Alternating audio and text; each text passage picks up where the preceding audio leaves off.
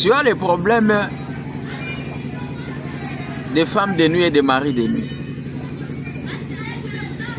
Pendant que tu étais déjà baptisé. Tu as les problèmes de possession démoniaque. Pendant que tu étais déjà baptisé.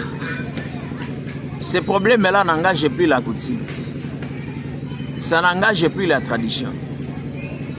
Mais ce qui est à la base de cela, bien aimé, je te dirais que tu n'es pas encore converti. On t'avait mal baptisé. Un jour, je parlais avec un homme de Dieu. Je lui avais posé la question de savoir quel est d'abord, c'était une question de curiosité.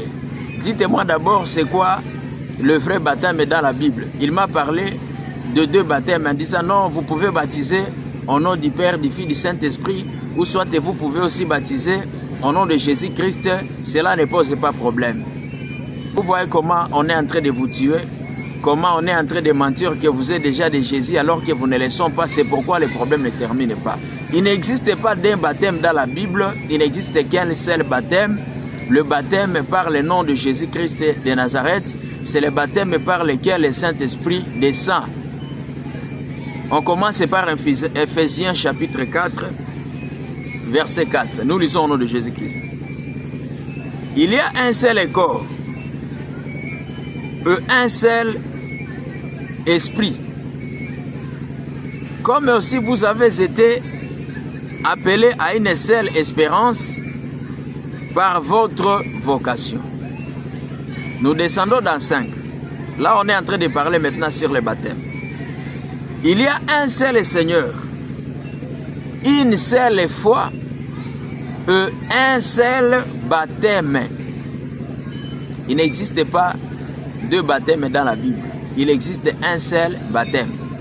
Quel est ce baptême qui fera ce que tu puisses recevoir le Saint-Esprit, qui fera ce que tu ne puisses plus voir les hommes et les femmes de nuit venir te violer, qui fera ce que tu puisses devenir une nouvelle créature. Quel est ce baptême? C'est le baptême des apôtres. Actes chapitre 2. Actes chapitre 2, verset 38, nous lisons au nom de Jésus-Christ.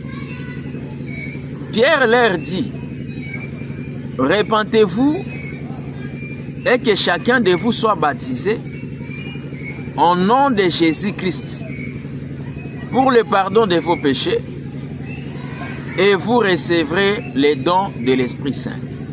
Il n'y a qu'un seul baptême selon Ephésiens et ce baptême-là, c'est le baptême du nom de Jésus-Christ.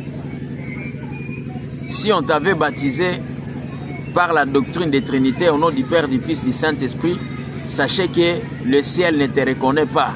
Et si tu mourrais aujourd'hui comme ça, tu risques d'aller même en enfer. Mon frère, ma soeur, si on t'avait baptisé par la doctrine de la Trinité, totio na mai na kombo ya tata ya mwana pe elimo santo, tunakubatiza kwa jina la Baba na la Mwana na la Roho Mtakatifu. Juu ya kusema kama wewe hauyapokea Yesu Masia kwa maisha yako, inalomba ufanye tena rebaptisation. Ça demande que tu sois rebaptisé pour recevoir le Saint-Esprit. Jésus lui-même avait répondu à cette question. Par quel nom le Saint-Esprit descend après le baptême? Nous prenons aussi dans les livres de Jean.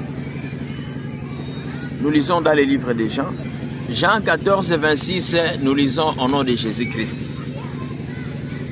Mais le consolateur, l'Esprit Saint, que le Père enverra en mon nom, vous enseignera toutes choses et vous rappellera ce que je vous ai dit. Le consolateur sera descendu au nom de Jésus-Christ parce que c'est Jésus lui-même qui parle ici. Mon frère, ma soeur, si tu vois encore ton problème persister, surtout les problèmes spirituels, des possessions démoniaques, des mauvais rêves, beaucoup d'histoires qui ne changent pas depuis votre baptême, tu as besoin d'être rebaptisé. Il faut que tu sois baptisé au nom de Jésus-Christ de Nazareth pour recevoir le Saint-Esprit. Tous ceux qui étaient baptisés au nom du Père, du Fils, du Saint-Esprit, vous devez être rebaptisés. En tout cas, Nzambe Asunga Mingi, aimez partager la vidéo. Que Dieu vous bénisse. Au nom de Jésus-Christ. Amen.